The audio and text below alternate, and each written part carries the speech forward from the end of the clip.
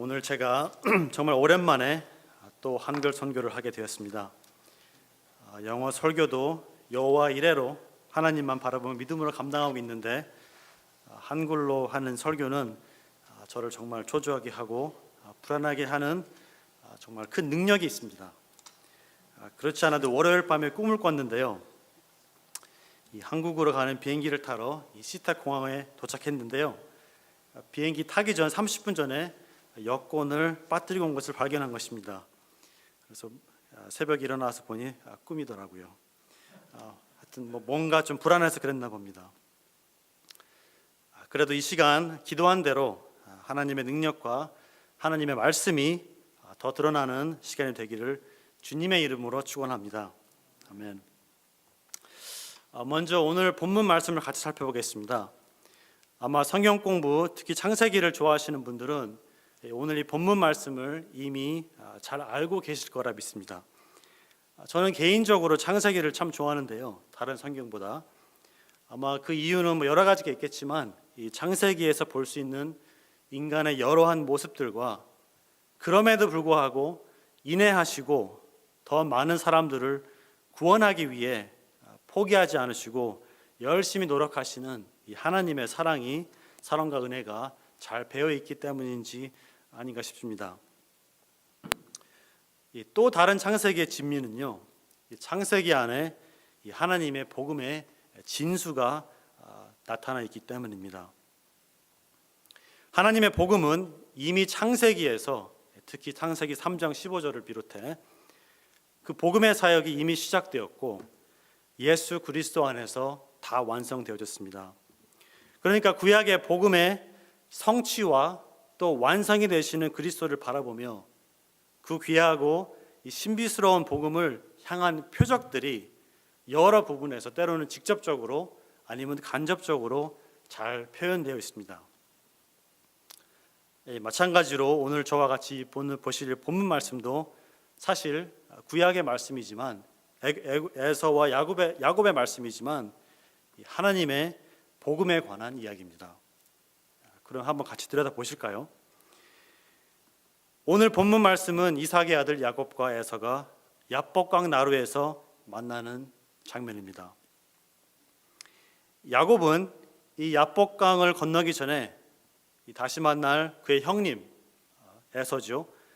에서를 진정시키고 그와 화해하기 위해 그가 소유하고 있던 많은 재산들을 미리 강 건너편으로 보냈습니다.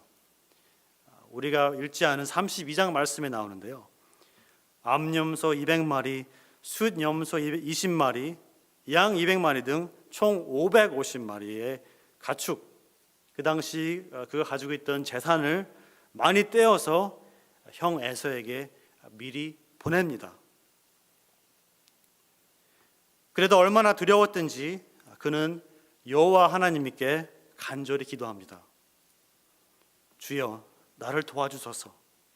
나를 내 형 에서의 손에서 구해 주소서. 그가 와서 나와 내 처자들을 칠까 두렵습니다. 저를 보호해 주시옵소서라고 말입니다. 그리고 나서, 그렇게 기도를 하고 나서 또 야곱은 좀 이상한 행동을 벌입니다. 그가 한밤중에 일어나더니 그의 두 아내 라헬과 레아죠, 그리고 두 여종과 그 아들 11명을 깨워서 야복강을 건너가게 합니다. 그리고 나서 야곱은 다시 강 건너편에 다시 건너와서 홀로 남아있게 됩니다. 도대체 왜 야곱이 이런 이상한 행동을 했는지는 잘 모르겠습니다. 성경에 안 나와 있거든요. 언젠가 야곱을 한번 만나보면 꼭 물어보고 싶은 대목 중에 하나가 여기입니다. 그런데 더 이상한 일이 벌어졌습니다. 홀로 남아서 밤을 지새고 있는데 어떤 사람이 야곱을 찾아옵니다. 저 같으면 이 상황에 제가 겁이 많아서 그런지 모르겠는데 굉장히 무섭고 두려워서 아마 제 아내한테 전화했을 것 같아요. 한번 상상해 보십시오. 그 아무도 없고 깜깜한 밤중에 어떤 이상한 사람이 나타났습니다. 무섭지 않나요? 결국 야곱과 그 사람은 날이 새도록 씨름을 합니다. 그래도 야곱 힘이 얼마나 셌든지 본 적도 없고 이름도 없는 사람은 야곱의 엉덩이 뼈를 치고 빠집니다. 그리고 야곱은 그 야복 나루에서 이스라엘이라는 이름을 얻게 되는데 그 이름의 뜻은 하나님과 겨룬다라는 뜻이죠.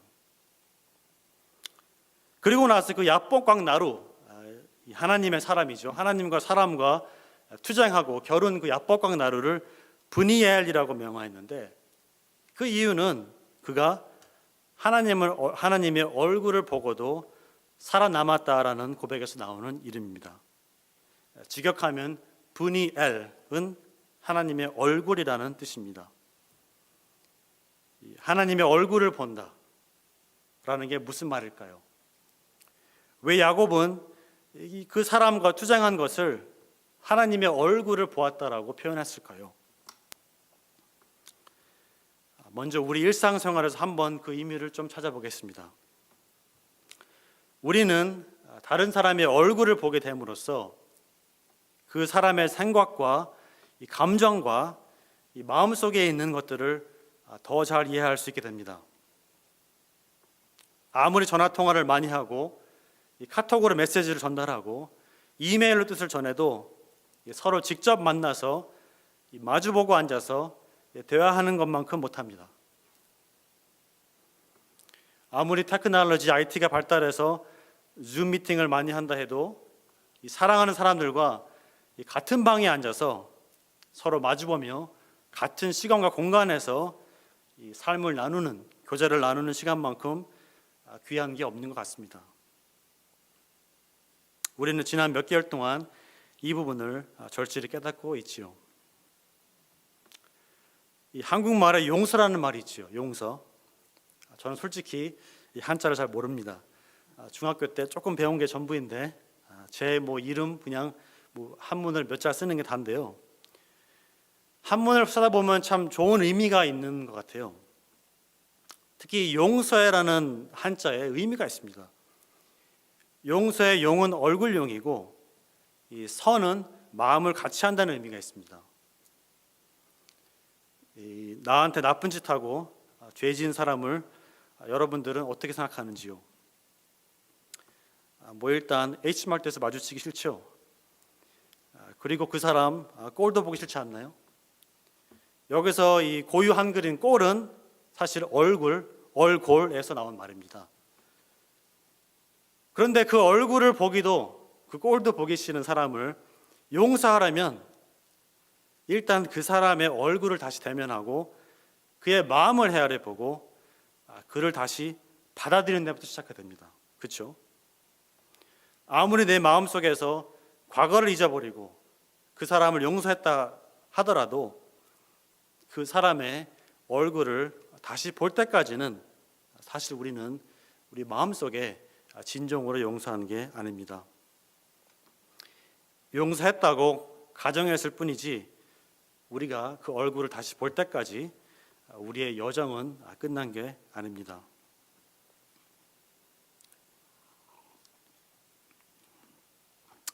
죄송하지만 제 얘기를 좀 하겠습니다. 저는 18년 전에 제 아내와 한국에서 처음 만났습니다. 저에게 성경을 가르쳐 주시고 예수님을 만나게 해주신 목사님을 통해서 소개받고 만나게 됐습니다. 대학교를 갓 졸업하고 제가 회사에 다니던 중에 저희는 매주 만나서 1대1로 기도하고 성경을 같이 봤는데요. 항상 서로 기도 제목을 묻고 기도하는 그런 시간이 있었어요. 근데 저에게 요즘 기도 제목이 뭐냐라고 물어보시길래 저는 정말 농담 반 진담 반으로 요즘 머리카락이 자꾸 빠지는 게 걱정이라고 했습니다. 지금은 나이도 먹고 생긴 대로 사니까 상관없는데요. 당시 20대 중반 청년 중간이었던 저는 정말 이게 좀 걱정이 되기 시작했습니다. 이러다가 곧 대머리가 되고 그렇게 되면 누가 나와 결혼할까라는 생각이 많이 생기기 시작했습니다. 근데 목사님은 저의 얼굴 표정만 보고 20대 청년의 마음을 다 이해하셨는지 잠깐 기다려보라고 하시는 거예요. 얼마 안 있다가 그분 댁에 샜는데 그분 댁에 아래층에서 얼마 있다 올라오시니 사진 몇 장을 들고 나오시는 겁니다. 어떤 자매 사진이었는데 지금 제 아내 사진이었습니다.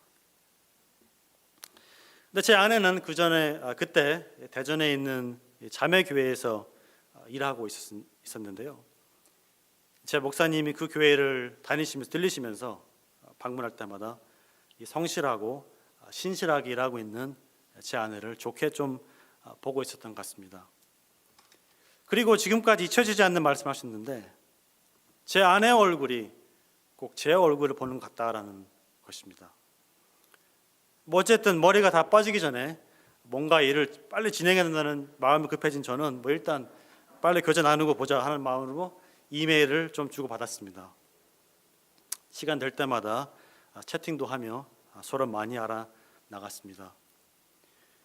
그리고 드디어 2002년 봄에 서로 만날 수 있었는데요.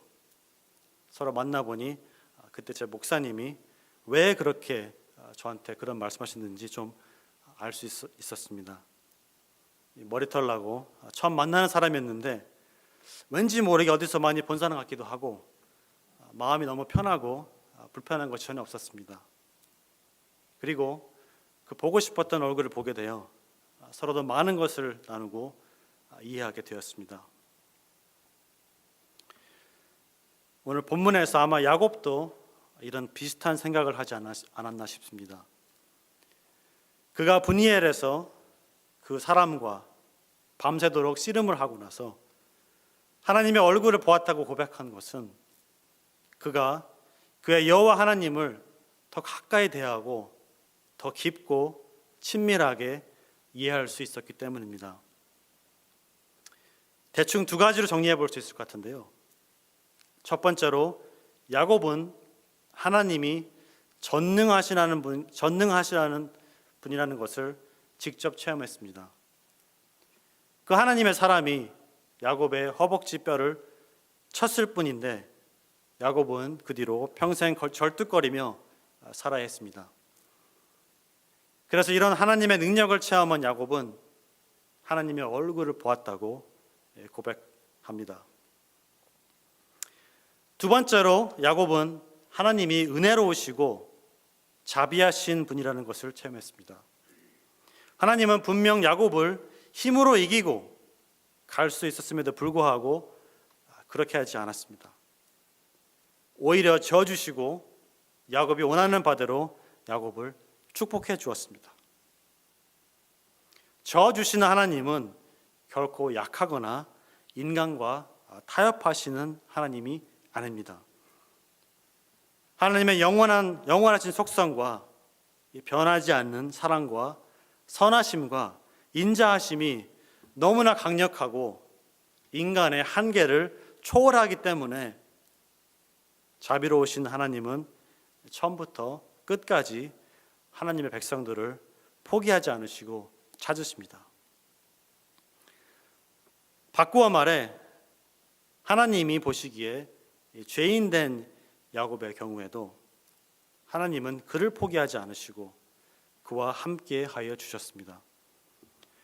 야곱이 형님과 아버지를 속이고 고향을 떠난 그날 저녁 우리가 같이 찬양했듯이 베델에서 하나님께 서원하고 약속한 기도를 잊지 않으시고 야곱이 하나님을 더욱더 믿고 하나님의 사랑과 인도하심 가운데 하나님의 사람으로서 성장하고 성숙해질 수 있도록 열심히 당신의 심오하고 기쁘신 뜻을 야곱의 인생 속에서 성취해 나가셨습니다.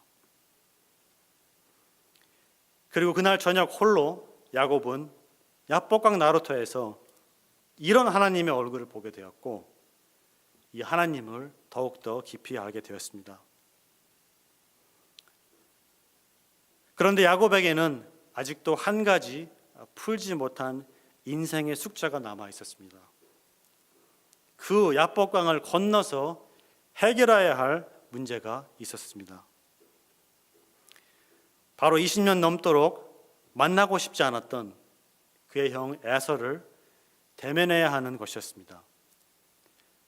그가 아무리 세상적으로 성공하고 부를 누리고 또 하나님의 복을 받아 큰 가족을 이루었어도 과거의 아버지와 형에게 지은 죄를 그를 평생 따라다니면서 괴롭혔습니다. 형 에사에 대한 마지막 기억도 그를 죽이려고 칼을 갈던 모습이었습니다. 야곱을 죽이려고요.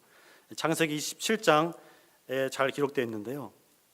그의 아버지가 야곱에게 축복한 그 축복으로 말미암아 에사가 야곱을 미워하여 심중에 이르기를 아버지를 곡할 때가 가까웠은즉 내가 내 아우 야곱을 죽이리라 하였더니라고 나와 있습니다. 그렇게 야곱은 고향 땅을 떠나 오랜 세월을 그 형을 다시 만날까 두려워 불안해하며 살았습니다. 오늘 본문 말씀 1절 다시 한번 보십시오. 야곱이 하룻밤 꼭 세우고 눈을 들어보니 그의 형 에서가 400명의 장정을 누리고 그를 향해 오고 있었습니다. 이제는 고향 땅을 떠날 때처럼 도망가지도 못하게 되었습니다. 왜냐하면 한쪽 다리를 더 이상 마음껏 못 쓰게 되었기 때문이죠. 그리고 야곱은 만약의 경우를 위해 준비합니다. 또다시 머리를 굴려서 살아남으려고 하는 겁니다. 그의 대가족을 소급으로 나누죠. 여종들과 그들의 자식들을 제일 앞에 두고 레아의 가족은 그 다음에, 그리고 그가 많이 사랑했던 라헬과 아들 요셉은 맨 마지막에 둡니다. 그런데 야곱에게 한 가지 변화가 일어났습니다. 그 전날 밤에는 그의 가족들을 모두 강 건너편에 두고 혼자 맨 마지막에 남아 있었더라면 하나님을 대면한 후에 야곱은 이제 더 이상 맨 마지막 줄에 서서 혼자 살아남으려고 하지 않았습니다. 3절 말씀 보십시오. 자기는 그들 앞에서 나아가되 몸을 7번 땅에 굽히며 그의 형 에서에게 가까이 가니. 야곱은 자기가 과거에 저지른 죄를 용서받기 위해 7번 땅에 절하며 두렵고 떨리는 마음으로 그의 형 에서에게 가까이 다가갑니다. 형에게 용서받고 깨지고 망가져버린 관계를 회복하기 위해 그는 또 화려한 예물, 가축대를 준비했죠. 그런데 야곱이 전혀 예상치 못한 상황이 벌어졌습니다. 4장을 보십시오. 에서가 달려와서 그를 맞이하여 안고 목을 어긋 맞추어 그와 입 맞추고 서로 우니라. 정말 생각하면 생각할수록 감격스럽고 아름다운 장면입니다. 몇십 년을 원수같이 지나며 얼굴도 보기 싫었던 두 형제였는데 이제는 서로를 다시 받아들이고 뜨거운 사랑으로 용서하는 장면입니다. 이 고대 근동 사회에서 나이가 많은 형이나 아버지가 나이가 어린 동생이나 아들이나 딸한테 먼저 달려가는 것은 용납되지 않은 일이었습니다. 나이가 어린 사람이 먼저 달려오고 이렇게 절하듯이 깍듯이 인사를 하는 게 정상이었습니다. 더군다나 이 본문의 말씀의 장면은 관계가 좋은 두 형제 만남이 아니죠. 야곱이 그 전에 저지른 죄는 어느 문화권이나 어느 시대나 어느 사회에서 용납되지 않은 참 중대한 죄를 범한 일이었지요. 여러분이 아시다시피 저에게는 저보다 더 형같이 생긴 동생이 있습니다. 아주 어릴 때부터 그렇게 들으며 자랐습니다. 그런데 만약에 제 동생이 야곱처럼 저에게 행동을 하고 도망갔더라면 저는 당연히 동생을 더 이상 동생으로 취급하지 않고 그의 얼굴을 평생 보지 않으리라 하며 마음먹으며 살았을 겁니다. 아마 또 저보다 덩치도 크고 싸움도 잘하고 힘도 센 제 동생도 저의 얼굴을 쳐다보지 못했을 겁니다. 그러나 에서는 달랐습니다. 그 쓰라린 과거의 기억을 뒤로하고 그는 그의 동생 야곱을 용서하리라 미리 마음먹었습니다. 야곱의 심정을 헤아리고 그를 다시 받아들이기로 한 것입니다. 그리고 이 두 형제는 서로를 끌어안으며 그동안 꾹꾹 참아왔던 눈물을 흘립니다. 그리고 에서가 이 예물은 왜 준비했는지 묻자 야곱은 형에게 은혜를 입고 싶기 때문이라고 대답합니다. 이 모든 것이 에서와 화해하고 화목한 관계를 이루고 회복하기 위한 것이었습니다. 그러나 야곱은 그러한 화려한 예물을 준비할 필요가 없었습니다. 왜냐하면 야곱은 이미 용서받은 자였기 때문입니다. 사실 야곱은 그 형이 두려웠습니다. 매우 두려웠습니다.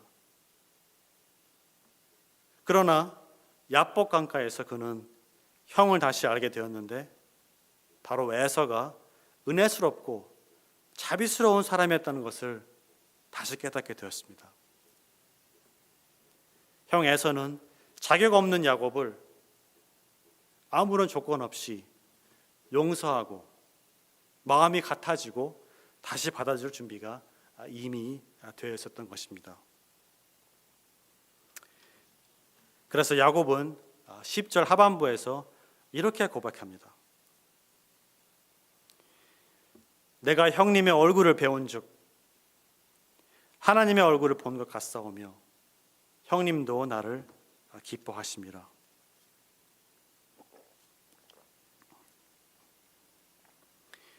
야곱은 그 평생 살아오면서 그의 형님 에서의 얼굴을 두려워하며 살았습니다.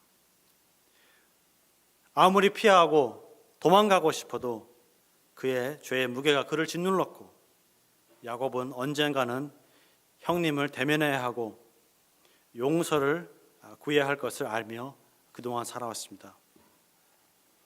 그가 그의 형 에서의 얼굴을 볼 때까지 그의 인생은 온전하지 못했습니다.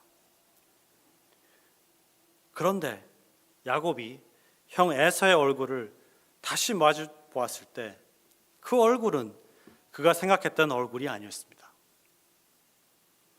분노와 복수심에 가득 찬 얼굴이 아니었습니다.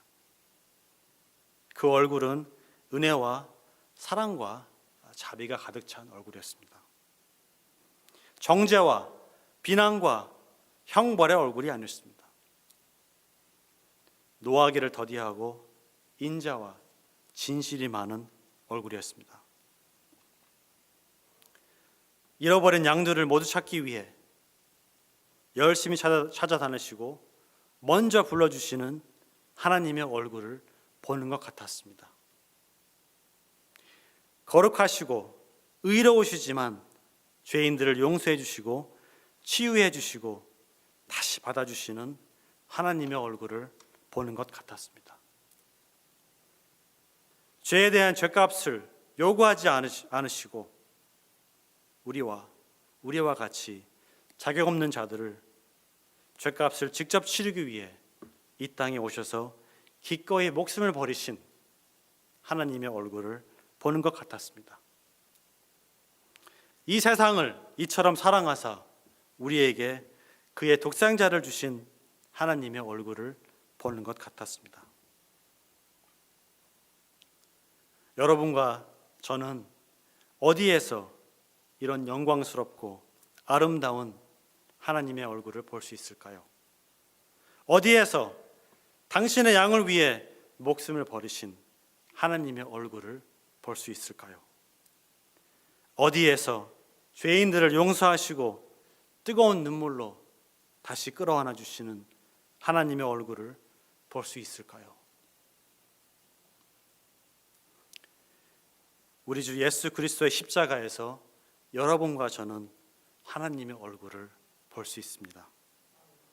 우리 주 예수 그리스도의 십자가에서 여러분과 저는 우리의 모든 죄를 용서하시고 씻어주시고 우리를 다시 받아주시는 하나님의 얼굴을 가까이 볼 수 있습니다. 우리가 그 얼굴을 볼 때까지 우리의 인생은 온전하지 못합니다. 사랑하는 여러분, 여러분의 삶 속에서 하나님의 얼굴을 더 구하시고 찾으십시오. 하나님의 얼굴을 구할 때 무엇이 생각나십니까? 우리가 예수 그리스도 안에 거할 때 우리는 이미 용서받고 하나님과 화해하고 망가지고 깨트려지는 관계가 이미 회복되었습니다. 이런 관계에 들어온 우리는 더 이상 화려한 예물과 행위와 여러 가지 일들로 하나님의 은혜를 얻고자 하는 노력을 하지 않아도 됩니다. 그것이 복음입니다. 오직 예수 그리스도의 신실하심과 의로우심을 오직 그것을 믿고 나가는 그리스도인은 먼저 은혜를 받았기 때문에 그 은혜 때문에 감사하며 하나님의 영광을 위해 하루하루 열심히 살아갑니다. 자격 없는 여러분과 제가 먼저 하나님의 뜨거운 사랑을 먼저 받았고 우리가 하나님께 미리 먼저 용서받았기 때문에 우리는 우리의 마음을 다해 뜻을 다해 힘을 다해 아버지 하나님을 사랑하고 우리 이웃을 사랑하며 하루하루 살아갈 수 있습니다. 바로 여기에 복음의 진수가 있습니다. 우리가 먼저 은혜를 받았고 용서를 받았고 사랑을 받았기 때문에 우리는 용서할 수 있고 사랑할 수 있고 베풀 수 있습니다. 복음은 오직 그리스도 안에 있는 하나님의 은혜로 말미암아 하루하루 살아가는 것입니다. 우리가 사랑하고 사모하는 그 얼굴을 직접 볼 수 있을 때까지 말입니다. 기도하겠습니다.